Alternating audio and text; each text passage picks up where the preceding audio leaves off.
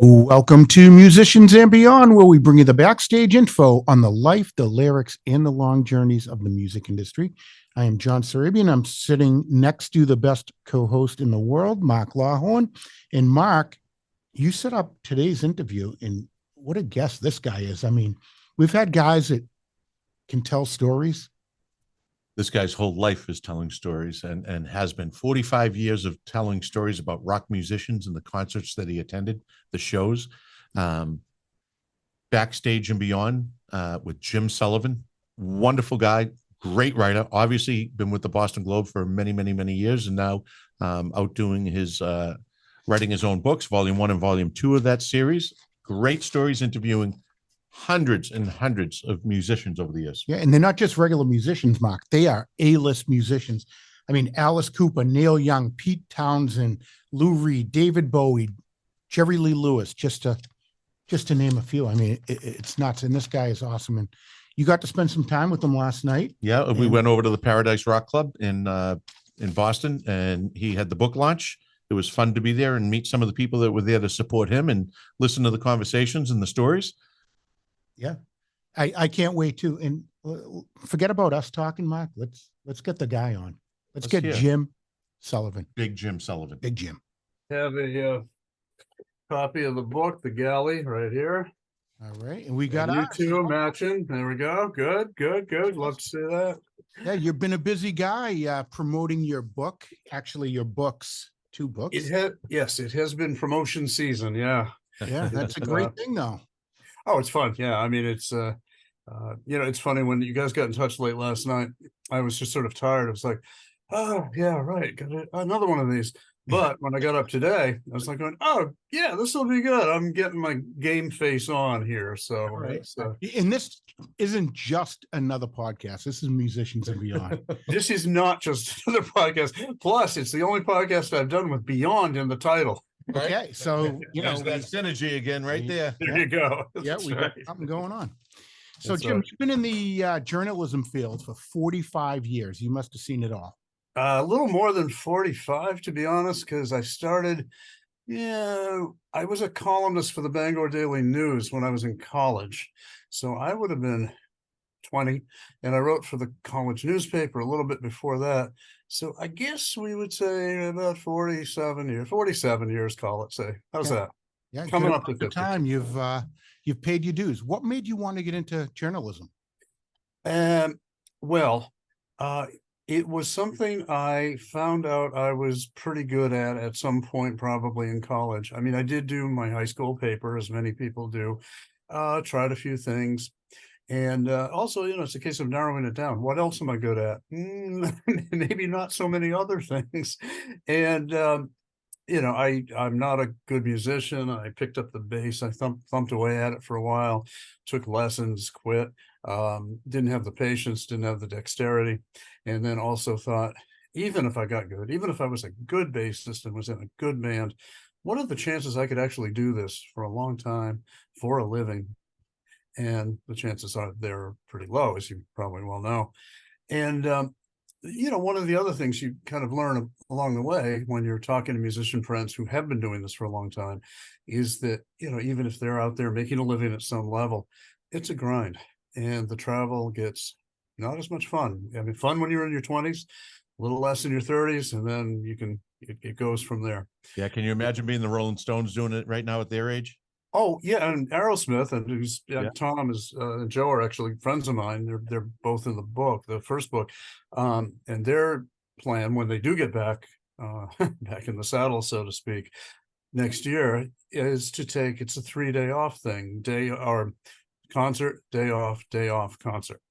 And they're pacing it that way to do what they need to do. But keep in mind, too, this is a luxury band touring at the highest level. Bands that are not at that level, that are at a club level and have been at it for so many years, they're traveling in a van. They're sleeping in Motel 6s if they're lucky. And, that's a difficult life. I mean, I respect people who've chosen it, can keep at it, and the music that means that much to them that they want to do it.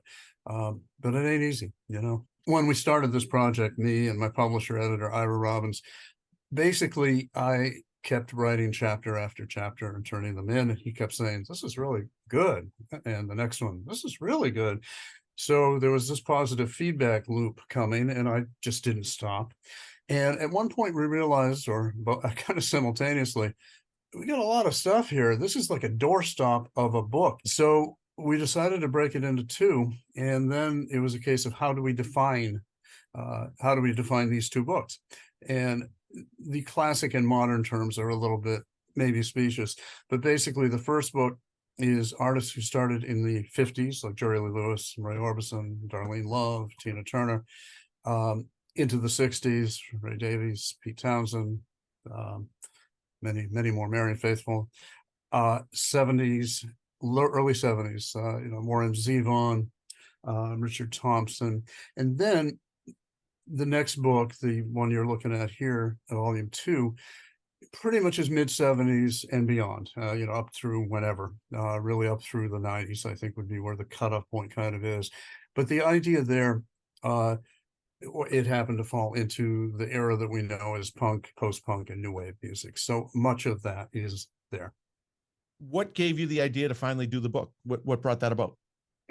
Nagging.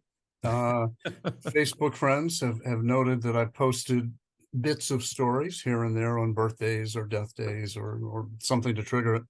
And the trail will often say, you've got a lot of good stuff here. Shouldn't you do a book? But the more serious kick in the pants was both from my wife, Rosa, who said pretty much the same thing. You've got good stuff here. Do something more with it. And then when I met with Ira, the editor publisher, Ira said, look, I published these books, these kinds of books.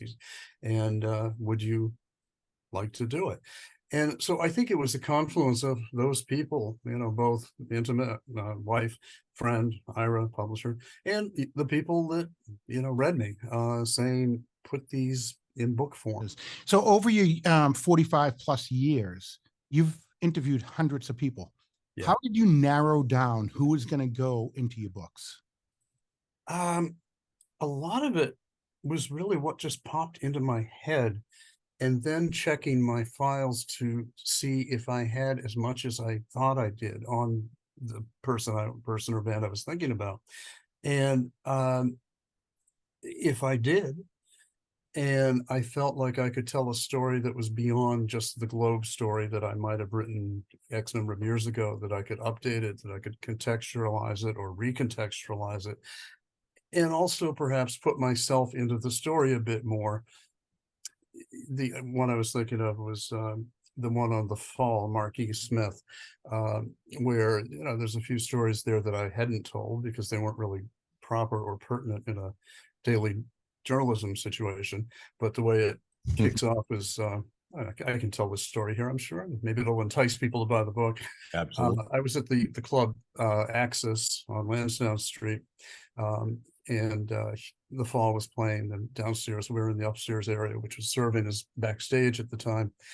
And I was there with a bunch of other people, and the band was there milling about. And I knew Mark. I'd interviewed him. We had a certain kind of relationship, I guess, artist, writer.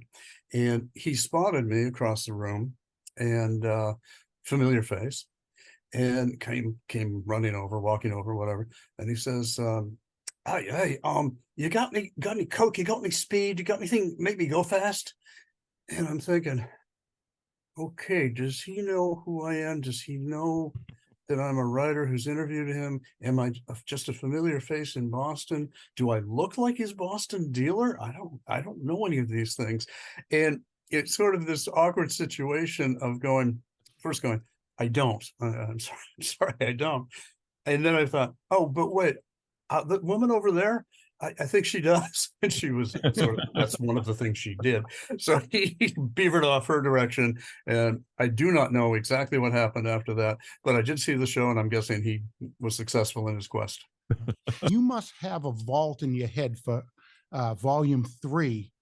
We could call it the vault of all these things that happened to you that you never let out. I don't have any deep, dark secrets beyond, so what I published in these 2 books, and yeah, there may be a volume 3. Certainly, I've got many more artists that I could deal with.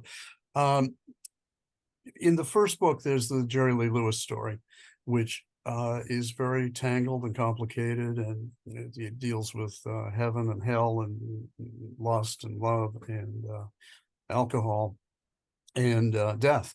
And he talked to me about the allegations that he may have killed one of his wives. And this was after Rolling Stone had written a story very much suggesting that. And I was the first interviewer to broach that with him. I said, look, these allegations are out there. Charges are, I know you weren't charged by the police, but the story's pretty convincing. So he talked about it, and is a back and forth in the book. And, he explains what he believes happened to his wife.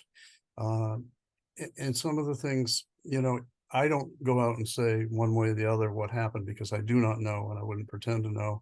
But I think the reader can read between the lines and say, there's some things here that just don't add up. And that's kind of how I left it, in that, okay. But it's certainly the most serious part in my book, in both of these books, I guess, where, it gets real in that sense. So when you were covering music, you were really in the heyday of Boston scene around here, and we've lost those clubs. What was your favorite club back in the day to cover a band or see a band at that's no longer around?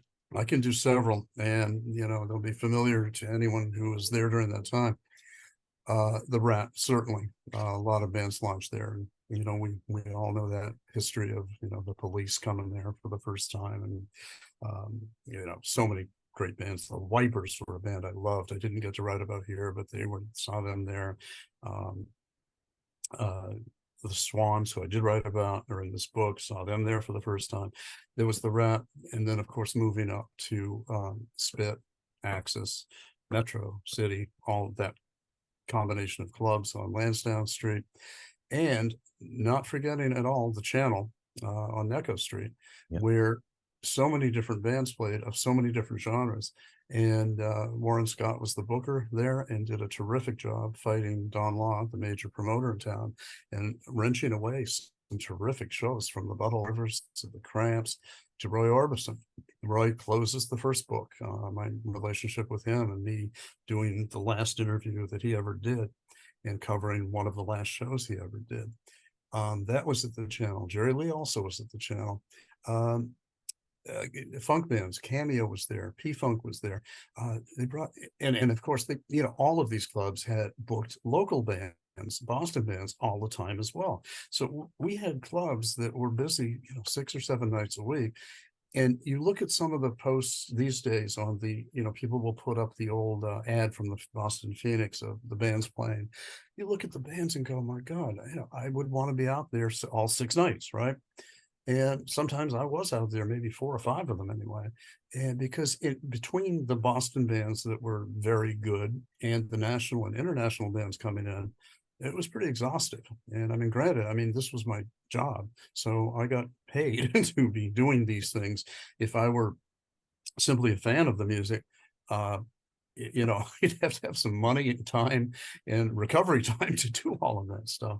So, I was fortunate to be able to do a lot of that and have it be on the Globe's dime. We had a guest on a couple weeks ago. He was in bands back in the 70s and 80s and starting out. And he told a story about when they were playing in a club out, and I believe they were in California at the time, and they weren't getting paid. And a gentleman came in and spent some time watching, and he liked the band a lot. And he asked the bar manager, how much are they getting paid for tonight? Bar manager said they're not. He went and took money out of his own pocket, and he paid the band for being there that evening. And you cover this gentleman, and I know you had a good relationship, and you speak highly of him. David Bowie, is that the type of thing that you'd believe David Bowie would do as a person? Very much. David went through many phases, both musically and I think personally. I was fortunate enough when I talked to him to catch him in terrific points in his life, which would mean post-recovery. He went through a pretty bad cocaine period. He made some great music during that period, but it also was very self-destructive as well. When I got in his orbit and started talking to him, writing about him, he was extremely centered, focused, conversive, warm, and giving, of himself. And he was somebody who was on a continual quest to make music and discover music. And I made a sort of a joke about this. There was a cartoon in an English paper that had him as sort of this vampire who would sort of descend upon scenes in various clubs, subcultures, and kind of pick from them and kind of pick what he wanted and then weaves them into his new music. And Bowie, to his credit, laughed. He said, "Well, it's not really. Maybe that's not so far from the truth. I do some of that." And one of the things I really liked about talking with him over the years was he was, yes, of course, if you're doing an album, if you're doing an interview with somebody in a major newspaper, you're doing it to promote a tour. An album is a transactional element that's at the base of it, no question.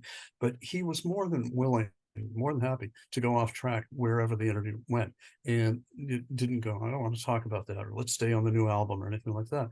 He would consider questions that came up from me that were a little off whatever the beaten track might have been. So in terms of Bowie, yeah, that seems very much in character with him. Yeah, been part of all that. In that vein, and comparing the artists that you've looked at and the diversified portfolio you have of interviews, is there someone that you never had the opportunity to interview that you wish you had? I was asked that the other night. I sort of drew a blank, and I said, well, I guess maybe the Stones. I have not interviewed the Stones. My colleague at the Globe, Steve Morse, did whatever Stones interviews there were to be had, and that was fine. I mean, they were his baby, and I was like, stay at it.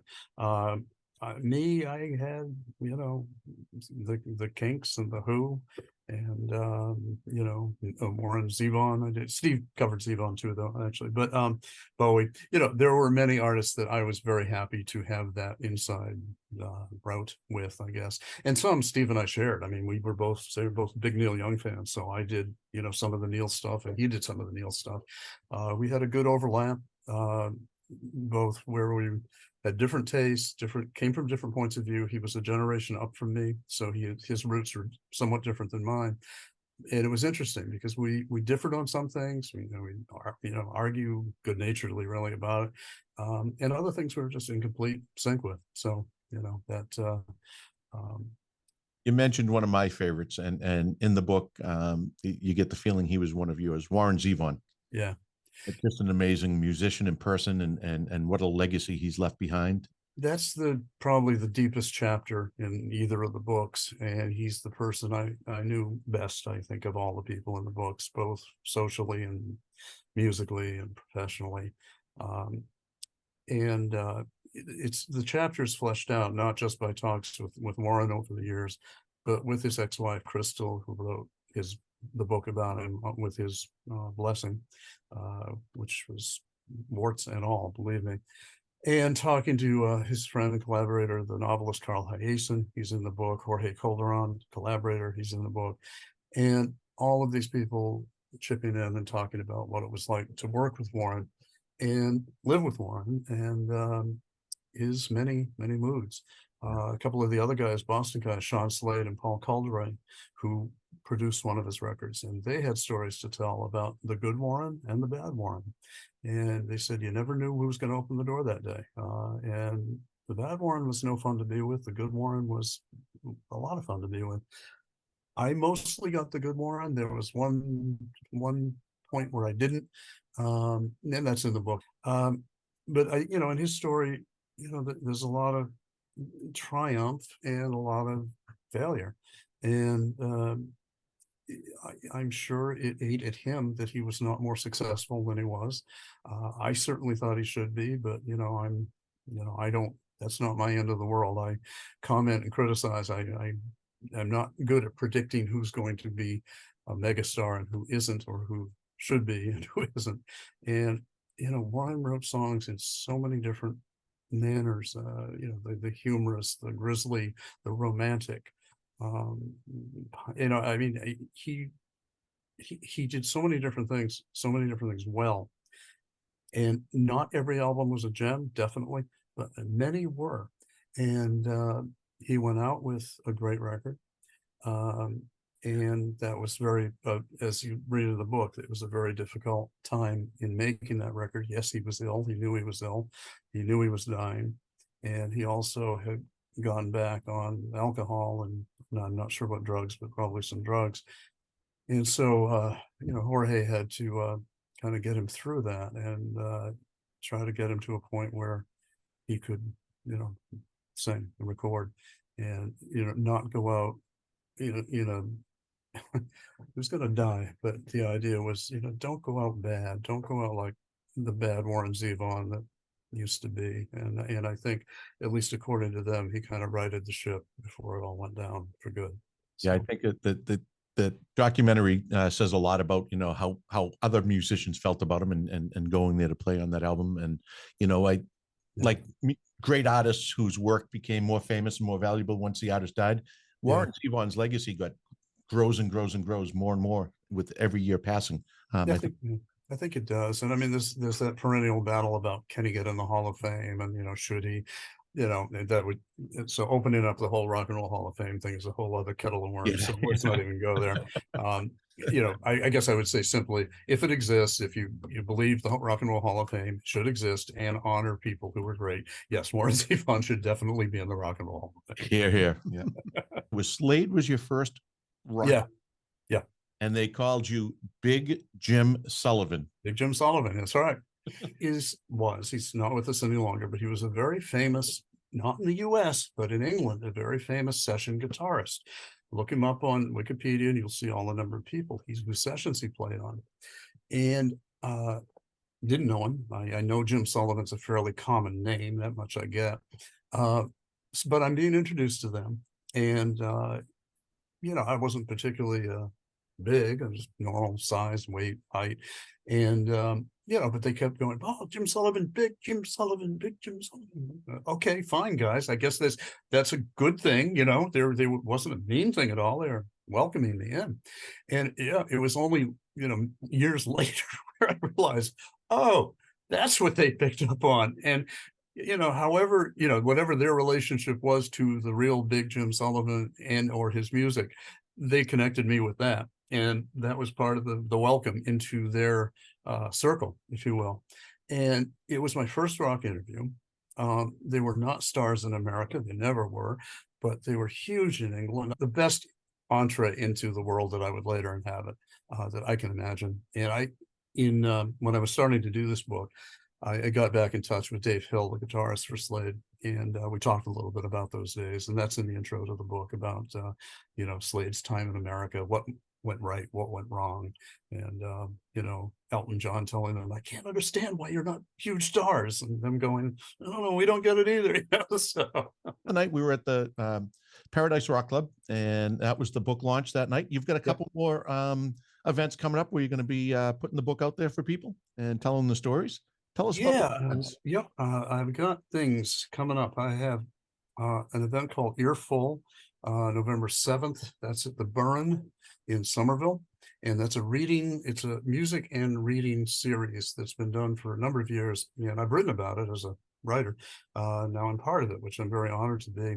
It's me, Mark Leibovich, the other writer, Ted Leo, musician, Courtney Swain, the other musicians. So there's 4 of us, and we each have about a half-hour time block. And I'm in the process right now of selecting what I want to read from the books to try to figure out what's the best, most impactful thing I can do in that amount of time. I also have City Winery in their Haymarket Lounge. That's on November 13th. It's going to be hosted by David Bieber, David Bieber Archives, and a longtime friend, former WBCN, former WFNX.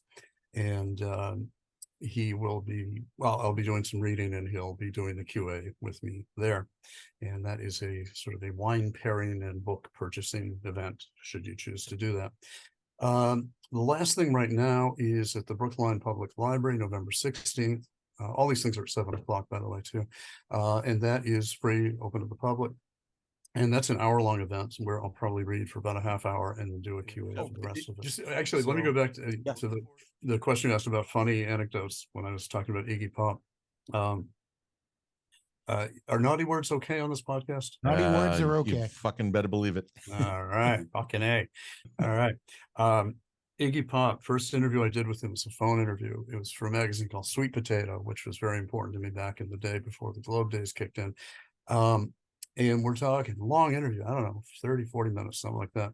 And this is great. I love Iggy. And I just say, look, man, this has been terrific. We're talking longer than I thought we would. And, I got everywhere. And he says, we don't have to go. I don't have to go now. Sorry, we can keep talking. And okay. He says, yeah, I'm downstairs right now, but this girl is upstairs in my hotel room that I'm fucking, and she just won't leave. I just want her to leave. So I'll talk to you as long as you want to. Maybe she'll leave. Okay, well, let's open it up for part 2 then. The problems of a rock star. Exactly. Jim, Yes. journalism has changed over the years. Newspapers are kind of a thing of the past. The internet has really taken over. If there was a young journalist that was up and coming and wants to be in your shoes, what kind of advice do you think that you would give to the young journalist? Try something else. No, I mean, it's, and I don't mean to be cynical about that necessarily, but journalism and music criticism doesn't hold the place that it once did. With the internet, everybody's a critic, right? Everybody has an opinion. That's fine, good, very democratic that way. But trying to establish a voice and make it be important, make it be read to people, understood, cared for, it's a real difficult mountain to climb these days. And I'm not sure people are capable of doing that with the ever-shifting website scene, magazine scene, how few rock magazines there actually are now, and how diminished coverage is, certainly in daily newspapers for music. Reviews are almost not there. Sometimes the big stars are, but some of the best times I had was somebody spotting me in a club, or if they'd see me writing in a notebook and say, "Oh, are you Jim?" And I go, "Yeah," and just having the feedback of going like, "I'm so glad you're doing what you're doing. You're kind of spreading the music, spreading word about the music that I like to an audience, a bigger audience, a mainstream audience, if you will." And the idea was it kind of legitimized it in a way, that coverage of stuff that was somewhat underground, and it mattered then. And I guess what I'm saying is, I mean, I think now the landscape has changed so much, and frankly, kids have other interests other than music. It's not as important to them as it was to us, just plain and simple. And it's hard for me to give it, to just answer your question simply. It's hard to give advice about what to do. I really don't know. See what we saw. As a kid, you probably in your wildest dreams never thought that you would be the guy that would be tasked to talk to, hundreds of A-list people. No, as a kid, I didn't know what I would be doing. As a kid, I knew I played baseball, but probably wasn't good enough to make it to the pros. That was true. And, but no, I really didn't know what I was going to do. I knew I was a fan of a lot of this stuff.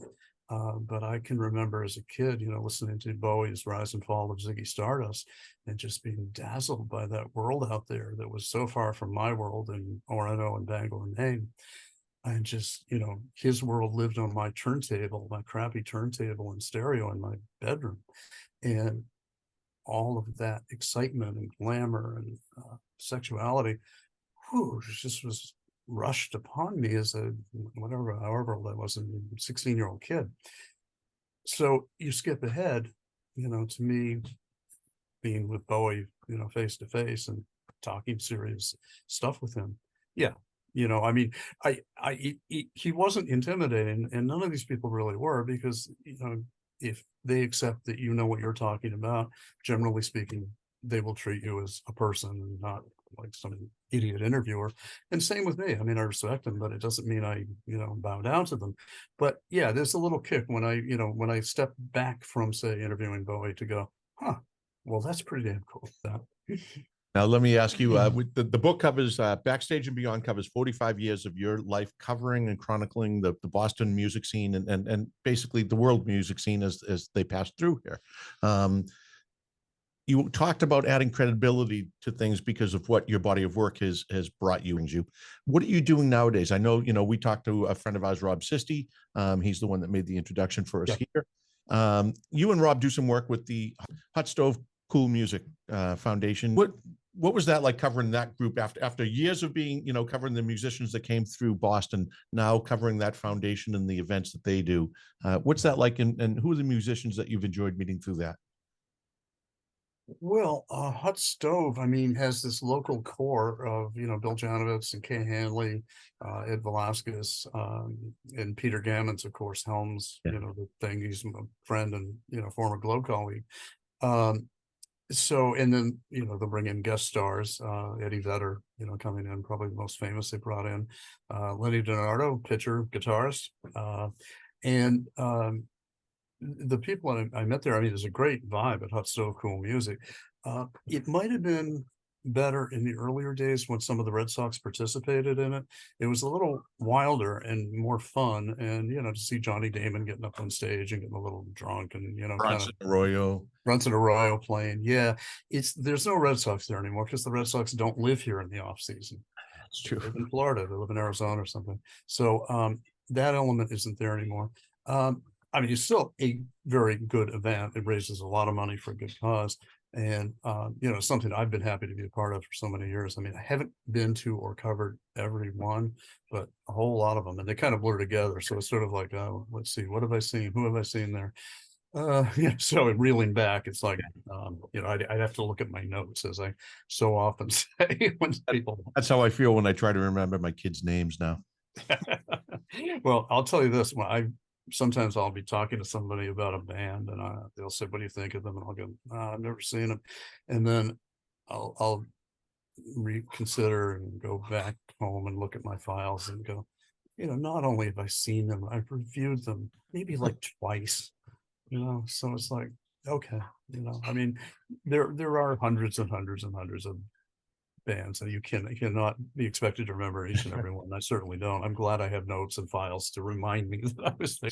It's great that he was able to put all these stories that the normal person like you and I wouldn't know. It's great. I mean, he lived it, and he was able to tell us. It's an interesting life, that's for sure. It has been that. Yeah. I mean,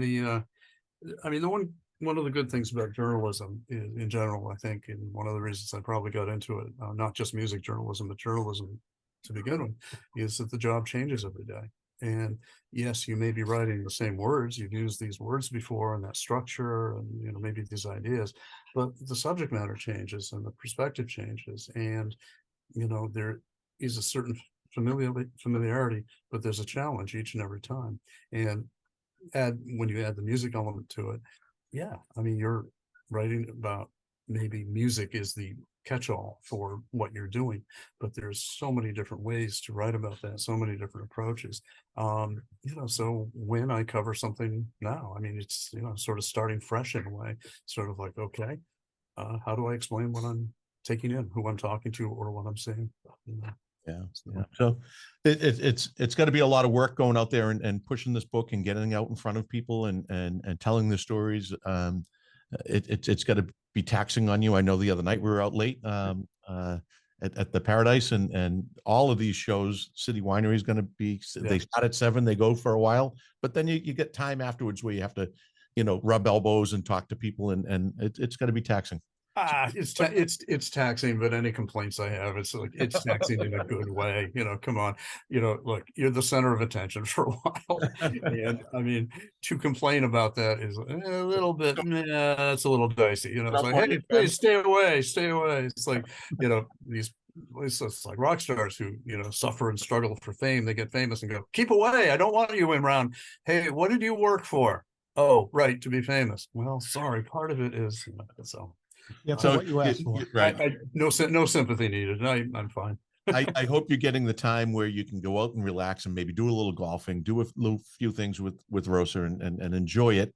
And as a matter of fact, we have a walk coming up this afternoon in our local park after I'm done here with you fellas. As much as I'd love to talk to you all afternoon, we've got a little walking to do, and there is a golf game tomorrow. So, Fantastic. Well, listen, one of the things we're going to share with you when we're offline is we've got some friends that do another podcast. It's Another Sunday podcast, Jerry Davila and Debbie Catalano. They would love to sit down with you. I think you'd fit right into their podcast themes, and I think it'd be a terrific conversation, and it will help get your book into another piece of the audience. So happy to do it. I'm sure it's been awesome that you took your time out of your little book tour and your family life to hang with Mark and I today. And we one thing that we try to end the show, and we'll let you get out for your walk and then get the clubs all ready and cleaned up to go tomorrow. But we like to think that every time we have someone come in the studio, zoom in, sit down with us, have a conversation, that through that we've gained a new friend, and we'd like to think that we are now friends with Big Jim Sullivan, and we thank you for taking some time and spending it with us. Thank you. Yes, I think we are. Thank you very much. And cheers. Thanks for the time, guys. yeah, thanks.